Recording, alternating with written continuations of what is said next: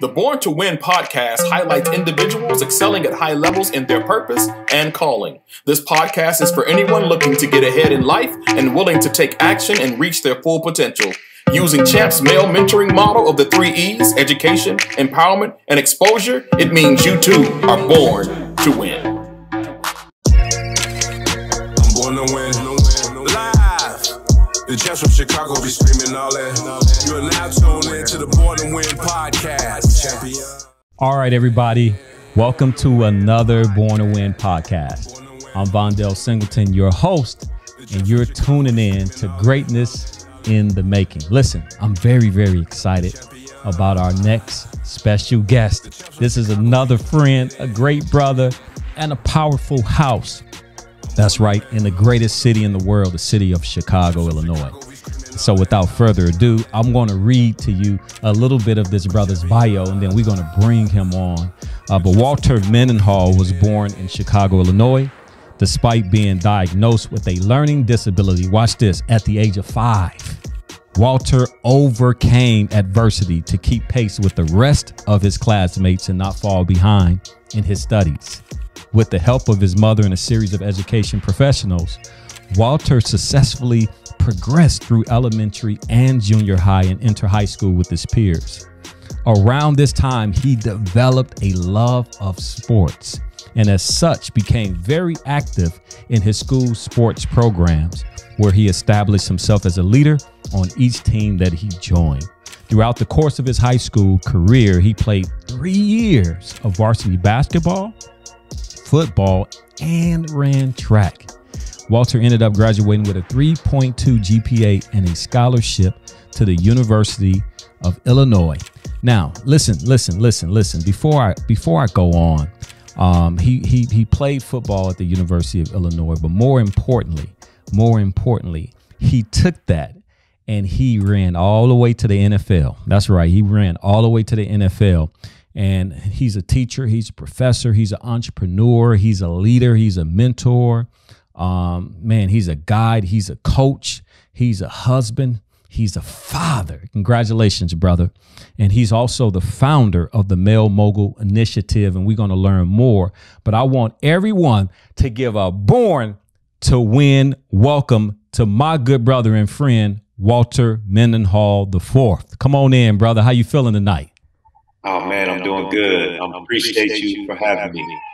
Man, I'm glad that you're here, brother. Let's get right in. The folks want to know your story. Can you just talk to us a little bit about your story and who you are? Oh, most definitely. I guess to start, man, I just want to say that, you know, I had some things that was running against me, man, you know, growing up in life. I know the first thing, had a father who spent time in prison. Second thing, I had at the age of 5, I was diagnosed with a learning disability. So I was in special education classes, had an IEP all the way up into 8th grade. That's when I actually tested out of special education, and just basically grew up in a 2-bedroom apartment. A lot of times my mother, my brother, my sister, and a lot of times a cousin or 2 cousins living with us. So really didn't have a whole lot growing up. But despite of these things, I was able to, you know, like I said, in 8th grade, test out of special education classes, got to go to high school, played 3 sports, was a pretty good athlete, and, you know, kind of turned that into a football scholarship. So by the time I was a senior, I was the #1 running back in the state of Illinois. Decided to stay close to home, so I chose the University of Illinois.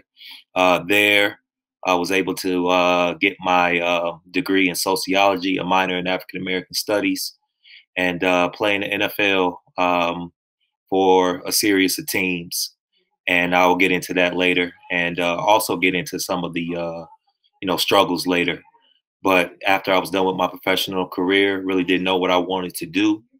Ended up going back to I guess the rival high school, and became a coach. Started teaching it as a paraprofessional in the special education department, and eventually went to get my teacher certification, and began teaching. So I taught on the west side of Chicago, world history, and wasn't really having the impact that I wanted in the classroom.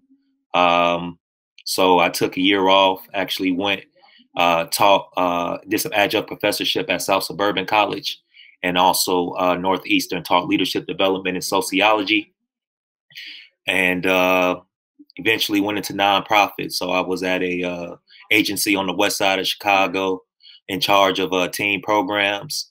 And there I met a young man at Douglas High School, great young man, still is a great young man, honor roll student, basketball player, real respected in the school, but he sold drugs to get the things that he wanted. And after that conversation, I was just like, man, how many young men in this city, around this nation, have the gifts, skills, abilities to be successful legal entrepreneurs, but not necessarily the exposure or the opportunity? So that's how the Male Mogul started. Started with 5 kids at a church, and now we have blossomed to, serving over 100 young men a month. Before COVID, CPS vendorship, just a lot of great things, but we still have a lot of great things that I will explain later going in. And yeah, that's just a little bit about myself. Father, said husband. Yeah, that was kind of like the short gist. I know, man, and we can be here all day because we can unpack some real stories. Now, for those of you who are watching who are not from the city of Chicago, but you hear stories about our black and brown, especially our boys and young men of color throughout the city, these are stories that are embedded within history in terms of gangs, guns, and violence. And oftentimes it gets overlooked from those individuals like Walter, who are on the front lines to change the narrative and shift that culture. And so I'm really delighted, man, again, to have you alive in 2021 on May 18th at 8:20, doing the great things that you're doing in this wonderful city. And the thing that I wanted to ask you about is coming from a situation where you were labeled LD. Back in those days, they were LD, learning disabled. At the age of 5, and for you to be here as a living testimony to overcome those challenges and setbacks, that wasn't easy to do. So if you can just talk to us about like being in the LD like class or being labeled as learning disabled, for you to go all the way to make it to the NFL. And not only that, for you to come back to your community and your environment and reach and touch those who may have labels on their lives. Can you just talk us through that journey? How did you get there? No, I really have to give a lot of praise to my mom.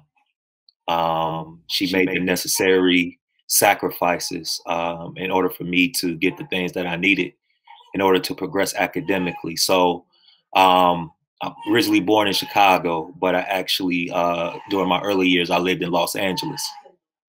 And in Los Angeles is where I was diagnosed with auditory memory disorder. So my mom, when I was younger, she used to say things like, say computer, and I would say pewter. And she'd say computer, and I would say pewter. And just, my speech was really not good. And yeah, they just end up diagnosing me with an auditory memory disorder, just meaning that I didn't process information like normal kids did. So, from really preschool, I was, I was in regular class preschool, but then I used to go with like a group of like 4 other kids, or even sometimes by myself, and I would have to do like speech therapy. They would check my ears. They would do all these things. And, eventually we moved back to Chicago. At that time, we was living on 59th and King Drive during the 90s. So, it wasn't a nice place. So we was at our grandma's house. I used to remember, looking out the window. It was right across the street from Washington Park, imagining playing outside. That's how bad it was. I had to imagine right. playing outside and looking out the window. And, my mom, knew that wasn't a conducive environment for us. So she moved myself, my brother, and my newborn sister to Evanston, and then eventually Skokie. So a lot of our, initial raising was in that area. One thing I also liked about my mom, she never forgot. She never let us forget where we came from, and we will always go back. You know, she actually put us in Saturday school. We used to do this thing called Shule Watoto, Pan-Africanism, like school. So like how Jewish people will go to their Saturday schools or their day schools, Chinese people, you know, she made sure she did that. You know, all my family lived from 47th to 79th Street. So like, you know, we spend summers, we'll spend weekends, we'll spend extended breaks, you know, with our family on the south side of Chicago.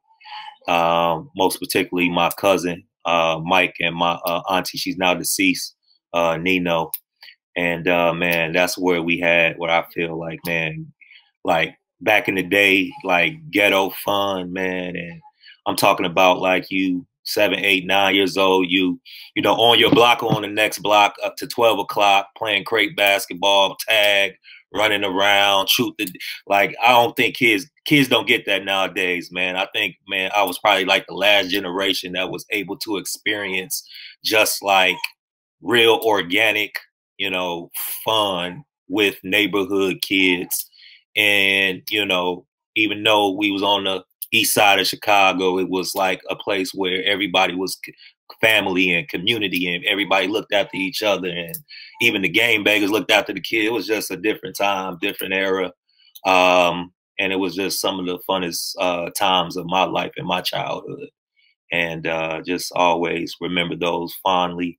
But just going back to the school, you know, my mom made sure I was getting the help that I needed, you know, and eventually, you know, I got to a point where I didn't let those labels define me, nor did the school, you know, really, you know, they inspired me. They encouraged me that I can achieve like anybody else.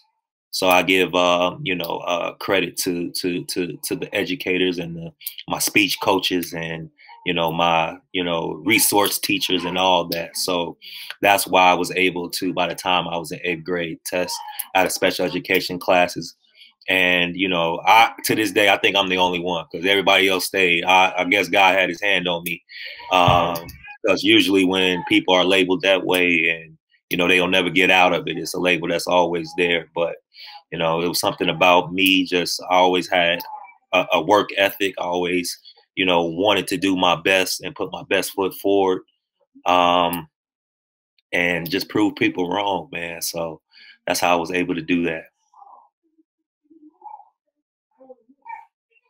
Speaking of which, proving people wrong and listening to how you talk about your mom kind of being that leader within the house, kind of help you like navigate some real challenges, right? And when you say you tested out of 8th grade, right, and you think you were the only one, you probably were, because there's a small percentage that are able to kind of like take that label off. Because those labels, I don't know one. Yeah, I know. Yeah. So and I think it's powerful to say that not only were you able to take the label off, but you were able to change the whole narrative on who you are and what you were about by some of the great work that you're doing with Male Mogul. So if you can just talk about Male Mogul, how did it start? What's some phenomenal things that you've encountered with, man, you've worked with so many kids across Chicago. And these kids, I remember visiting the box field this summer and just meeting a young man behind the cash register, ringing me up, helping me pick the shirt. You know what I mean? Like those types of things actually are the things that change our culture. And that's what you're doing, Walter. So if you can talk to us about Male Mogul, what's some of the experiences you have? What's some of the things you have going on? What's some things you're getting ready to embark upon? Talk to us about Male Mogul. Yes. So the mission of the Male Mogul Initiative is to positively transform the way young men live and lead in their communities through leadership and entrepreneurship development. Like I said, it started with the conversation I had at a career day at Douglas High School on the west side of Chicago in the Allstate community with a young man. great young man. Like I said, honor roll student, basketball player, well respected in his school, but he sold drugs to get the things that he wanted. He wasn't no just small drug dealer. He was, you know, for his age, you know, he wasn't even selling the drugs. He had other people selling drugs for him. So, you know, that's how, you know, advanced he was for such a young man. And I just thought, like, man, during around this time, I was getting into the entrepreneurship and learning these things. And even how I got into entrepreneurship was, you know, after I was done playing, I just realized this throughout my college career, throughout my professional career, other people had control over whether I ate or didn't eat. And even at that level, man, there was some guys I was better than that, you know, I was cut. You know, there were some guys that was better than me, but for the vast majority of them, for people in my position, I was better than them. But yet I was always getting the short end of the stick. And I remember being a TA, teacher's assistant, paraprofessional, whatever you want to say, one day. And, you know, I asked for like a vacation. They wouldn't let me take the extra day off. And I was just like, man, I can't have people control whether what I choose or choose not to do. And that kind of started my entrepreneurship journey in my mid-20s. And by the time I went to Douglas High School, I was, you know, maybe about 3 or 4 years into my entrepreneurship journeys. You know, lots of, you know, failures during that time, or I wouldn't call it failures. I would call them lessons, because entrepreneurship, a lot of times you got to find what it is that you know, love to do. What is it that you're good at? So it's a lot of trial and error. And what I was passionate about was I was passionate about young men. I was passionate about teaching. I was passionate about transformation. And I knew I had a gift to lead. And, you know, I kind of just brought that all together. And just with that conversation, it's like, man, I need to teach young men, you know, entrepreneurship. And, you know, shout out to New Life Southeast. That was actually they gave me the first chance. They were the first people to pay me to teach young men entrepreneurship and leadership lessons. So shout out to Pastor Hannah. Shout out to Pastor Hannah. Terrence. You know, all man, they were the first, man, and they sparked it. They let me know that, you know, what I was doing had value, and took that to the West Side, and that was I think, you know, kind of the where it blew up. You know, one thing, you know, if you from Chicago, you know, I think every side of town have their stereotypes, you know, and, you know, being from and spending time in all these areas, growing up, you know, I think for myself, you know, I spent time on the North Side. I grew up on the North Side. I grew up, you know, spent time on the South Side, spent time on the West Side. So a lot of times, you know, a lot of people in Chicago, it's a very segregated city. They only stay in one section, and that's all they know. And their perspective is shaped by the one neighborhood on the west side of town that they live on. Fortunate for myself, I was able to experience, you know, during my growing up, you know, every side of town, and, you know, all the good, the bad, and the ugly, and all these things. And what I've learned is that, you know, all these kids, man, no matter where they are, man. And I was in Austin at the time, which is statistically the most dangerous, you know, violent neighborhood in all of Chicago. But the young men that I was able to just encounter, man, just were some of the brightest, some of the most innovative, some of the most just creative young men I ever seen in my life. And it was basically a gold mine, man, of just human talent, young male human talent that a lot of times does not get developed, man, in these areas. And, you know, it just started there, man. I was just able to teach them, and I was able to teach them in a way that they found it interesting and they could grasp it. And I think it's just coming from my own personal experiences, understanding who they are, relating it to things that they encounter, making it culturally relative. And I think that's the goal for Black teachers, especially Black male teachers and female teachers, but you know, we can make things culturally relative to them.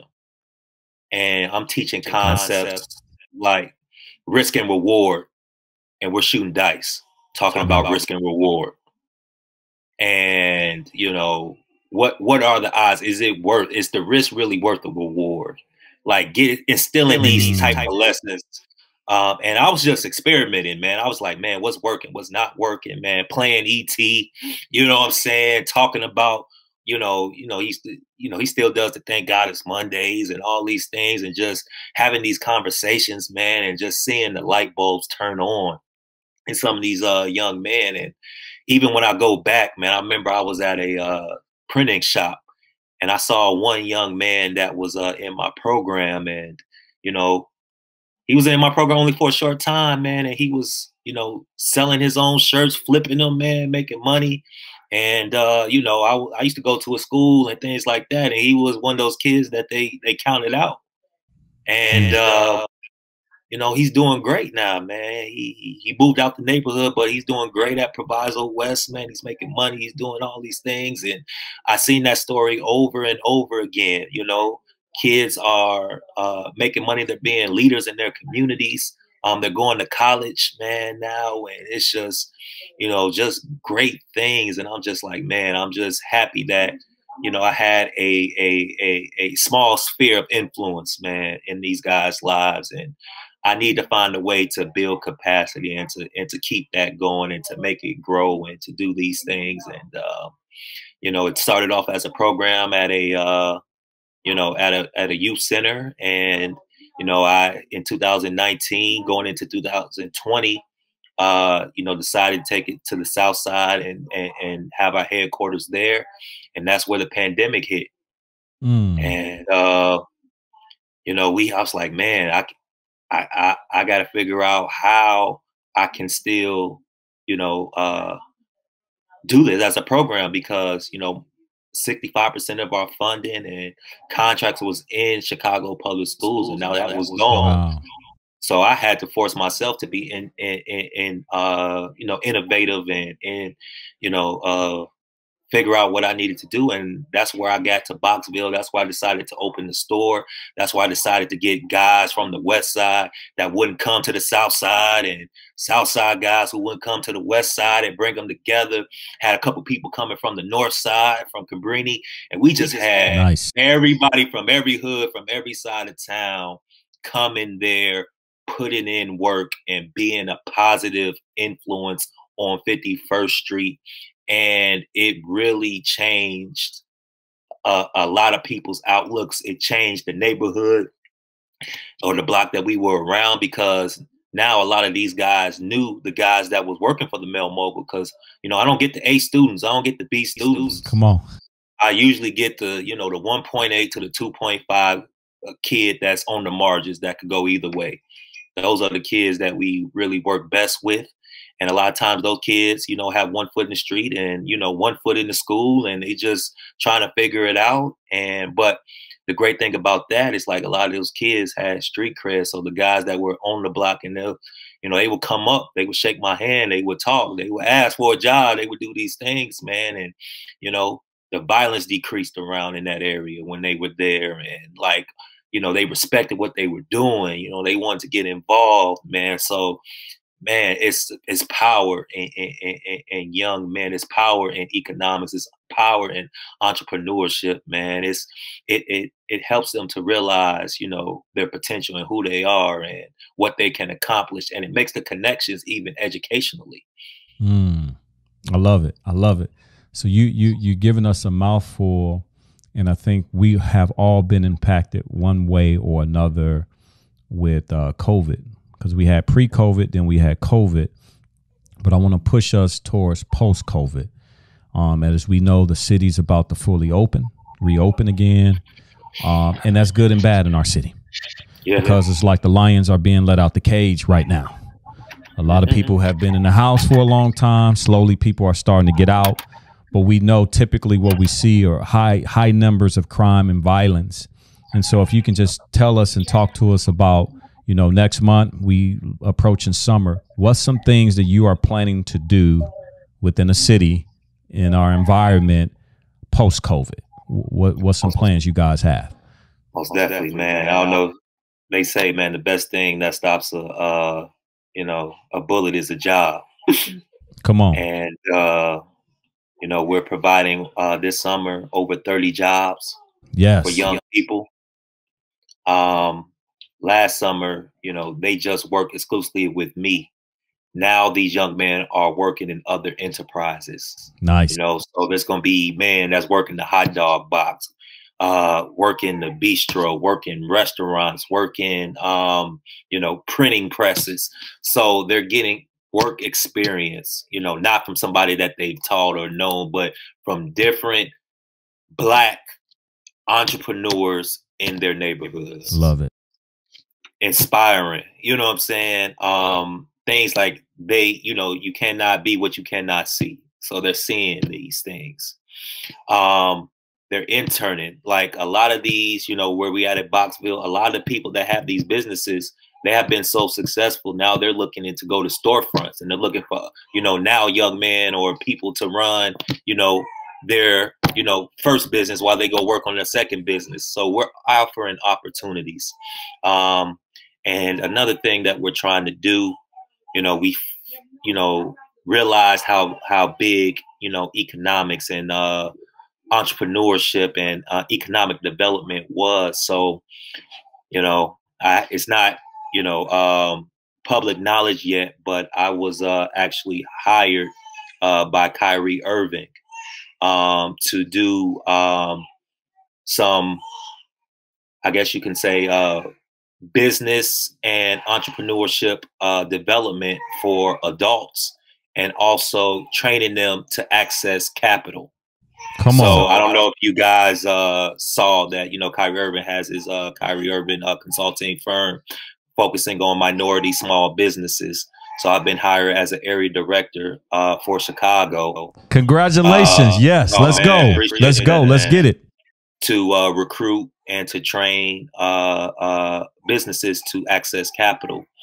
And while they access capital, they're able to create more jobs. If they're able to create more jobs, they're able to hire more people within the community. If we have a pipeline of young men or young people that are, trained and ready to work, that's how we solve that 18 to 24 Black males have 50% of them not in college or working. So we're solving a problem for that targeted group. And if they have something productive to do, that's how the violence ceases. That's how, the hope comes. That's how, the opportunities come. So I'm looking at this from a, macro level, going from micro to macro. And like, I put a post today, man, just being diligent with the few, man. I was diligent, 5-6 years ago with those 5 kids at the church. I was diligent, on the west side of Chicago with this group of 14 young men. You know what I'm saying? I was diligent in, what I was doing because I loved what I do and do it for anything except, the passion that I had for young men. And, it puts you in the room, man, of influential people, of great men, man. I'm just, awed at, this opportunity that has been bestowed upon me to, help businesses and to help them access capital, man. And, I'm forever grateful for it. But if you can just talk to us, how did you meet Kyrie? How did this whole process come about? Yeah, man. So, actually, somebody was in high school with. I played basketball at now school. Jerry Lloyd. I don't know. The brother of Jewel Lloyd, which was the #1 draft pick in the WNBA. And I think back in 2017 or something like that. Jewel Lloyd is, was very, close friends with Kobe Bryant. They call her a gold mamba. They recently won a WNBA. Yep. Seattle. And very close to Kyrie. And Kyrie knew that Jared, does. The guy that I played basketball with, that's a friend of mine, been a friend of mine since we were in high school. Did a lot of great things together, accomplished a lot of things together on the basketball court. And, he does a lot of fund managing and investing and, all those. And Kyrie eventually hired him to head up his minority business fund. And Jared contacted me because he knew I was in the grassroots and he knew the things that I were doing. And, he brought me on, talked to Kyrie. I kind of expressed to him what I've done, my passion for it. And, it kind of just went from there, man. And actually just signed the contract yesterday, man. So, I'm excited. Indeed. Congratulations. You're the perfect fit for it. I can't wait to hear all of the stories of the impact that this is going to have, not just on our city, but across this world. So one of the things that I wanted to ask you was, like, how do you define hope? And how do you instill that into a generation that feels hopeless and lost? Most definitely. I would say hope for me is preparation plus expectation equals hope.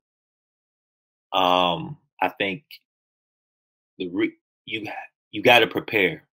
If you have to have the mindset that, better days are ahead, and you have to act and prepare and, have a mindset of that, these situations aren't going to last always.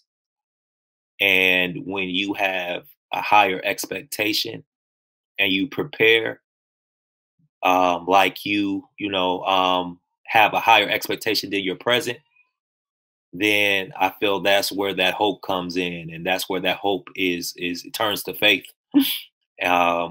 I know for myself, I tell my young men all the time, life is 10% what happens to you, 90% how you respond to it. And, situations are temporary. You write your own narrative. Life is choices and decisions. If you keep making the right choices, then your decisions, your choices, all these things will add up. You're a sum total of your choices and your decisions. And a lot of times in our neighborhoods where we live, a lot of these choices are life or death. These decisions are life or death. So you have to choose life. And that's what I tell them, man. You got to choose life.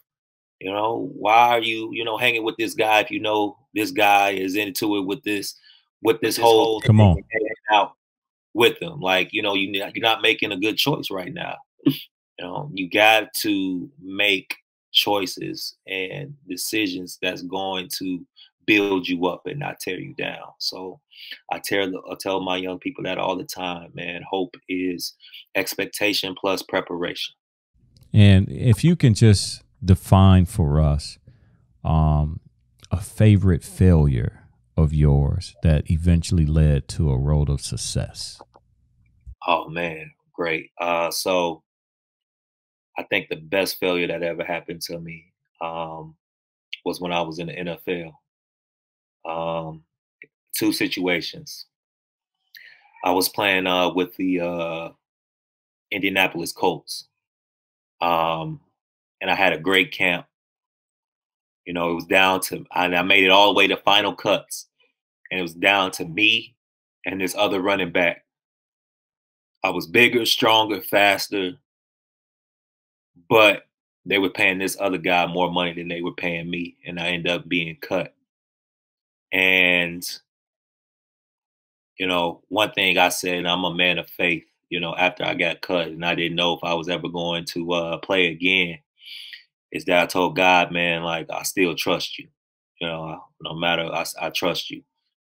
Eventually, end up bouncing off a few teams, and I'm with the Cincinnati Bengals. And I'm in their pre-training camp, and I'm just killing, man. I'm fast as I've ever been, big as I've ever been, strong as I've ever been, just doing it, man. And the coach came up to me, and he said, the running back coach, he said to me, word for word, Walter, you have a great chance on making this team. And I'm driving back for the week break before we get to training camp. And they call me like an hour later while I was on the road and say, "Hand in your playbook, you being cut." Wow. And, you know, I was really, you know, having it out with God. I'm like, man, why is it I'm doing everything right? I'm doing all these things, but I keep getting short end of the stick. And I remember the voice of God tell me, greater things than this that I have for you to do. Yes, sir. That was in 2010. And at that time, 24, 23, 24 years old, I was like, man, what's greater than scoring touchdowns, playing football, making millions of dollars? Well, I don't know anything that's greater than that. Fast forward 11 years later, you know, being an impact, being an influence, hooking up with great men, being a positive influence, changing the lives of young men. And I realized that it really is greater to serve, you know what I'm saying, than to get.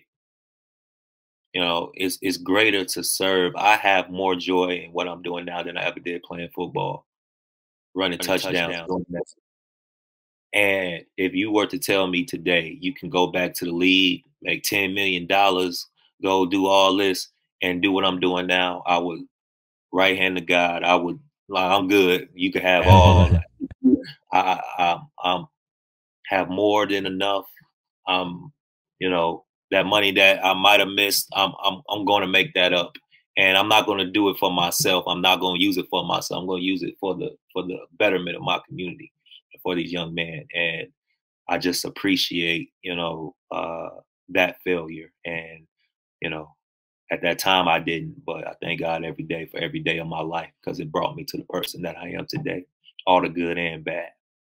That's so powerful, brother. So if you can just sum this up like your life billboard message, if you can have a billboard where millions of billions of people will read it, what words would you write on it? And tell us why.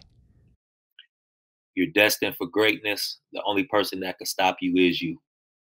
Yeah, you're destined for greatness. The only person that can stop you is you. And you know, my mom used to tell me that all the time. I used to tell my brothers that. I used to tell my sister that.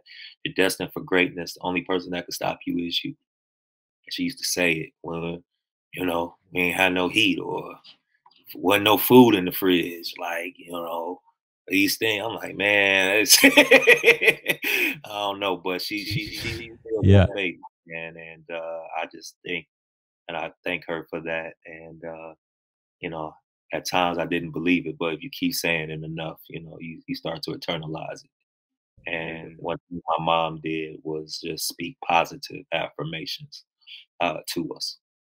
Man, that's beautiful, brother. So if you can just close us out with just a time, an experience between the ages of 14 to 20 that kind of transformed your life. And the reason why we asked this question is because our viewing audience kind of fit in this range. And we just never know who's listening on the other side, where they may not get the positive affirmations from a parent because mom is dead or dad is locked up. So what's kind of the thing that kind of got you going in a direction that you're living in, the path that you're on now? Most definitely. I always tell this story, and I say at the age of 14, I made the most important decision I ever made in my life. At the age of 14, it changed the trajectory of my life. 2 weeks before 8th grade graduation, my dean and my basketball coach called me into his office and he said, "Walter, you have all the potential in the world, but your friends are going to be your downfall." At that time, it was going through one ear and out the other. And, you know, we graduated 8th grade that summer. Two of my best friends decided to join, you know, the Blackstone Street Gang. And I was just on the verge of whether I was going to join or not. And football practice come in August. And those two friends, you know, come out for the team. And after the second day, between practices, they was like, man, let's get out of here. Let's basically go back to the block and smoke weed and talk to girls. And at the age of 14, I made the most important decision I ever made in my life. I stayed at football practice and they left. Out of that 8th grade lunch table, it was 8 of us. Only 2 of us stayed in that high school all 4 years and graduated. I was the only one that went to college. And if I would have made a different decision that day at football practice, I wouldn't have the experience that I had would have been where I've, been. And it was a choice that I made. And I chose life. I chose a future. I chose all these things. And if I would have made a different decision that day, man, I would be no telling where I would be. I know I wouldn't be with you now. Wow. Amazing, amazing story. So as we close out, if you can just share any last words, anything about, Male Mogul you want to share, how can folks get a hold of you and follow your great work? Just talk to us, man. Most definitely. So if you want to contact us, you can go to our website, malemogulinitiative.org.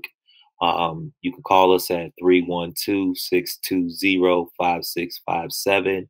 Our email is malemogulinitiative@gmail.com, or Walter M as in Mary at malemogulinitiative.org.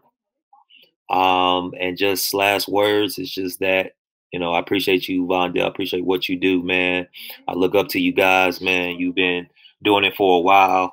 And I just really appreciate the work that you're doing, and you inspire me, to think bigger, to dream, and to, make bigger impact, and, don't put the limits on anything, man. So I just appreciate you. Yeah, man, that's pretty much it. All right, everybody. So thank you for tuning in to the Born to Win podcast. That was Walter Mendenhall IV from Male Mogul Initiative, and he's doing some phenomenal work in the city. So please make sure you follow the great work. We're so excited for what God has in store for his life, because when God elevates him, guess what? He's pulling others along with him. He's not like the crab in a barrel, kicking everybody down. As he climbs, he's pulling, right? And so I think that is the message that we want to leave with. Remember, you are born to win in every situation in life. The Born to Win podcast highlights individuals excelling at high levels in their purpose and calling. This podcast is for anyone looking to get ahead in life and willing to take action and reach their full potential. Using Champ's male mentoring model of the 3 E's, education, empowerment, and exposure, it means you too are born to win. I'm born to win. Live. The Jets from Chicago be screaming all that. You are now tuned in to the...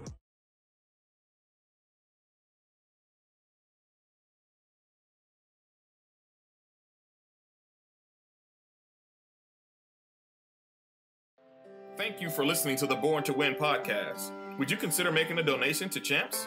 We are looking to provide senior class care packages and other essential items like food, hygiene, and toiletries for the families of our Champs mentees.